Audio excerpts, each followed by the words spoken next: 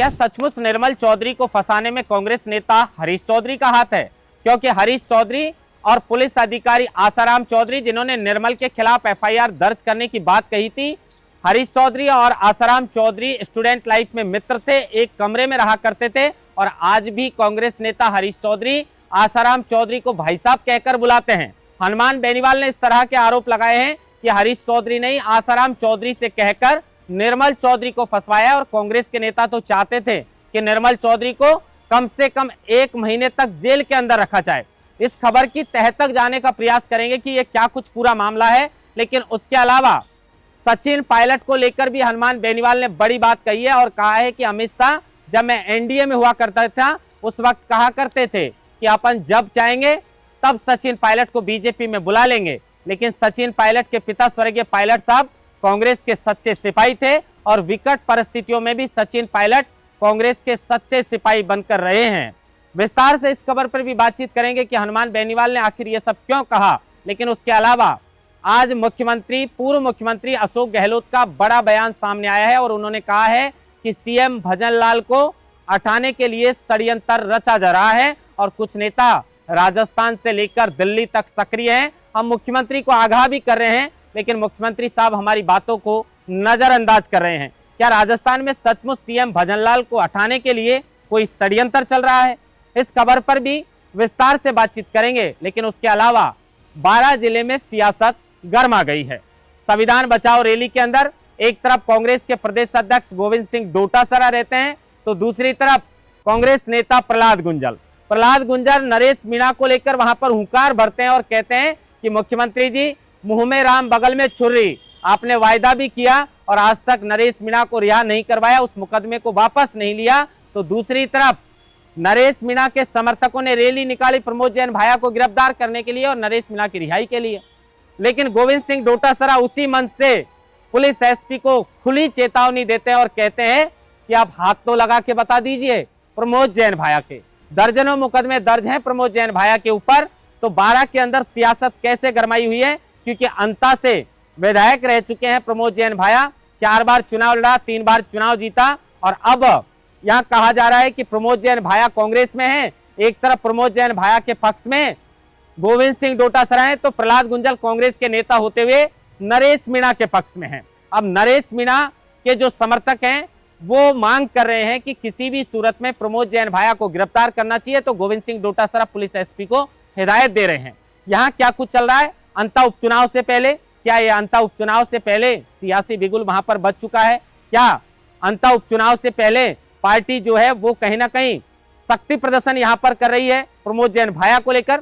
विस्तार से इन खबरों पर आज राजस्थान डायरी के अंदर चर्चा करेंगे। नमस्कार, आप देख रहे हैं लोकमत हिंदी और मैं हूं आपके साथ महेंद्र माशुदा।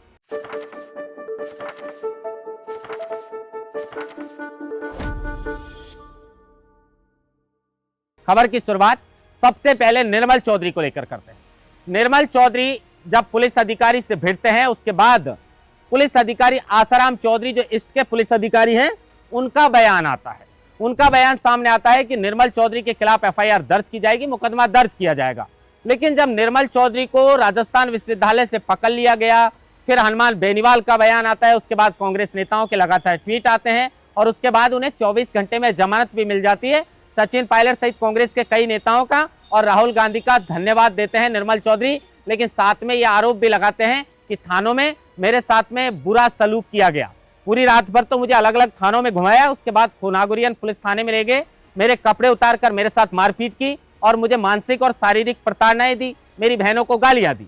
अब हनुमान बेनीवाल का कहना है कि निर्मल चौधरी को फंसाने में हरीश चौधरी जो कांग्रेस के नेता हैं और मध्य प्रदेश के प्रभारी भी हैं उनका हाथ है। अब भाई किस तरीके से हाथ है, तो उन्होंने बताया कि जो पुलिस अधिकारी आसाराम चौधरी हैं और जो कांग्रेस नेता हरीश चौधरी हैं ये स्टूडेंट लाइफ में एक ही कमरे में रहा करते थे, दोनों आज भी मित्र हैं। हरीश चौधरी आसाराम चौधरी को भाई साहब कहकर बुलाते हैं और जिस तरीके से निर्मल चौधरी पुलिस से भिड़ते हैं उसके बाद में हरीश चौधरी कहते हैं कि भाई ये तो बेइज्जती हो गई, आप इसे गिरफ्तार करो, शायद हरीश चौधरी को खतरा है। हनुमान बेनीवाल कहते हैं कि मुझे तो कोई खतरा नहीं है, हरीश चौधरी को शायद निर्मल चौधरी से खतरा हो सकता है, इसलिए आसाराम चौधरी से कहकर ये कहीं न कहीं फंसाने का काम जो है वो हरीश चौधरी ने किया है। अंदर की सियासत क्या है, क्या मामला है, लेकिन लगातार कांग्रेस नेता निर्मल चौधरी के समर्थन में आए क्योंकि एनएसयूआई से जुड़े हुए हैं। हनुमान बेनीवाल भी निर्मल चौधरी के मामले में साफ तौर पर मुखर आए और जिस तरीके से धक्के देते हुए निर्मल चौधरी को कोर्ट के अंदर पुलिस लेके गई, परीक्षा हॉल से गिरफ्तार किया। अब ये सवाल तो उठता है कि परीक्षा हॉल से गिरफ्तार करने की क्या जरूरत थी। हो सकता है पुलिस थोड़ा इंतजार करती तो इस तरह की खबरें नहीं फैलती कि भाई पुलिस ने जल्दबाजी की है, लेकिन उसके बाद हनुमान बेनीवाल अभी भी निर्मल चौधरी के साथ खड़े हैं। कम से कम विपक्ष की ये जिम्मेदारी होती है, इस तरह की भूमिका निभानी चाहिए कि युवा सबसे बड़ी ताकत होती है। और हनुमान बेनीवाल की ताकत तो हमने वो हुंकार रैली के अंदर भी देखी थी जो जयपुर के मानसरोवर में रखी थी। भारी तादाद में आरएलपी के कार्यकर्ता और राजस्थान के बेरोजगार युवा उस रैली में पहुंचे थे। हनुमान बेनीवाल अभी भी राजस्थान के बेरोजगार युवाओं के साथ खड़े हैं। जो भी बोलते हैं खुलकर बोलते हैं, निडर होकर बोलते हैं, किसी का डर हनुमान बेनीवाल को होता नहीं है। और टॉक कलेक्टर को भी कल फोन लगा दिया था कि भाई इस तरीके से युवक के साथ मारपीट क्यों की, क्यों कपड़े उतरवा कर मारपीट की, क्यों पैरों पे मारा। मतलब अपने कार्यकर्ताओं के लिए हनुमान बेनीवाल हमेशा जो है वो कह सकते हैं कि फुल सहयोग करते हैं और हमेशा साथ खड़े नजर आते हैं। इसके अलावा अब मुख्यमंत्री को क्या सचमुच हटाने का षड्यंत्र चल रहा है, इस बात पर चर्चा करेंगे। राजस्थान के पूर्व मुख्यमंत्री अशोक गहलोत जोधपुर एयरपोर्ट पर एक बयान देते हैं। अशोक गहलोत कहते हैं कि राजस्थान के मुख्यमंत्री भजनलाल शर्मा को हटाने का षड्यंत्र चल रहा है और हम मुख्यमंत्री जी को बार बार अवगत भी करा चुके। अब ये बयान कोई आम नेता देता तो मानते, लेकिन अशोक गहलोत हैं, उन्होंने ये बयान दिया है तो बात में कुछ दम होगी तभी शायद बयान दिया है। अब कौन नेता षड्यंत्र रच रहे हैं, क्योंकि अशोक गहलोत का कहना है कि राजस्थान से लेकर दिल्ली तक कुछ नेता सक्रिय हैं और वो नेता चाहते हैं कि किसी भी सूरत में जो मुख्यमंत्री भजनलाल शर्मा है उनको हटाया जाना चाहिए। अशोक गहलोत के पास इसको लेकर क्या क्लू है, कौन नेता है, शायद उनकी नजर में होंगे, लेकिन क्या सचमुच ऐसा षड्यंत्र चल रहा है और अगर चल रहा है तो क्यों चल रहा है? क्योंकि 1.5 साल अभी मुख्यमंत्री बने हुए उनको हुई है, अच्छे से वो काम भी कर रहे हैं। हालांकि हनुमान बेनीवाल तो कहते हैं कि जैसे गठजोड़ बीजेपी और कांग्रेस का पहले अशोक गहलोत और वसुंधरा सिंधिया के सरकार में हुआ करता था, उसी में अब भजनलाल जी शामिल हो गए। कुछ आसपास के मंत्री जो डायरेक्शन देते हैं वही काम करते हैं। और अब जिस तरीके से बयान अशोक गहलोत ने दिया है, इन बयानों में कितनी सच्चाई है, क्या सचमुच षड्यंत्र जो है वो चल रहा है, भविष्य के घर में ये बातें छिपी है। आने वाले समय में इनका खुलासा भी होगा कि कौन नेता दिल्ली से लेकर जयपुर तक, राजस्थान तक सक्रिय हैं जो मुख्यमंत्री भजनलाल शर्मा को हटाने का षड्यंत्र रच रहे हैं। लेकिन उसके अलावा 12 में संविधान बचाओ रैली हुई। अब ये कांग्रेस की थी संविधान बचाओ रैली, लेकिन कांग्रेस के एक नेता हैं जो प्रदेश अध्यक्ष गोविंद सिंह डोटासरा हैं, दूसरी तरफ प्रहलाद गुंजल हैं, वो भी कांग्रेस के नेता हैं। अब प्रहलाद गुंजल कहीं ना कहीं नरेश मीणा के साथ हैं, इसमें कोई दोहराई नहीं है। नरेश मीणा के समर्थकों ने 12 के अंदर एक रैली निकाली, उसमें वो मांग करते हैं कि नरेश मीणा को रिहा करना चाहिए। इसी को लेकर वो राज्यपाल और मुख्यमंत्री के नाम ज्ञापन एसपी और कलेक्टर को सौंपते हैं। और जो प्रमोद जैन भाया है, जिनके ऊपर दर्जनों मुकदमे दर्ज हैं, जो मंत्री भी गहलोत सरकार में रह चुके, उनकी गिरफ्तारी की भी मांग की जाती है। लेकिन संविधान बचाओ रैली के अंदर गोविंद सिंह डोटासरा कहते हैं कि प्रमोद जैन भाया के ऊपर हाथ लगाने की भी किसी की हिम्मत नहीं है। एसपी को खुली चेतावनी देते हैं। शायद संविधान बचाओ रैली थी और ये संदेश 12 के अंदर जो अंता सीट पर उपचुनाव होने, बीजेपी के विधायक कंवरलाल मीणा की सदस्यता रद्द करने के बाद शायद पहले से ये तैयारियां कांग्रेस कर रही है। किसी भी तरीके से इस सीट पर कांग्रेस चाहती है कि फिर से कांग्रेस की वापसी होनी चाहिए, क्योंकि कई बार 3 बार विधायक रह चुके हैं वहां से प्रमोद जैन भाया, लेकिन उनके ऊपर जो मुकदमे दर्ज हैं उनको लेकर खुली चेतावनी जो है वो एसपी को प्रदेश अध्यक्ष गोविंद सिंह डोटासरा ने दी है। लेकिन दूसरी तरफ नरेश मीणा को लेकर प्रहलाद गुंजल उसी मंच से बोलते हैं।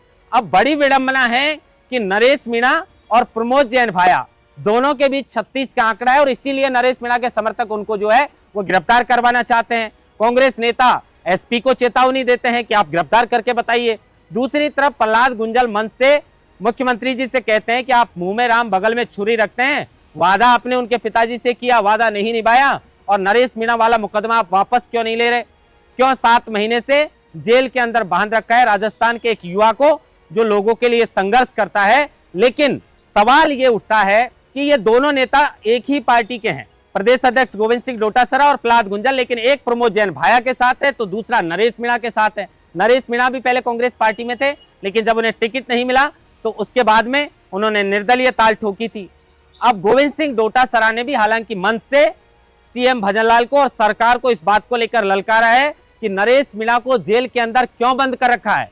तो कहीं ना कहीं सभी नरेश मीणा की रिहाई की मांग भी कर रहे हैं। अब नरेश मीणा को लेकर चार्ज बहस पूरी हो चुकी थी, चार्ज फ्रेम होना था, लेकिन विशिष्ट न्यायाधीश की छुट्टी थी। अगली 30 मई की तारीख मिली है। हाईकोर्ट में 2 बार जमानत अर्जी खारिज हो गई।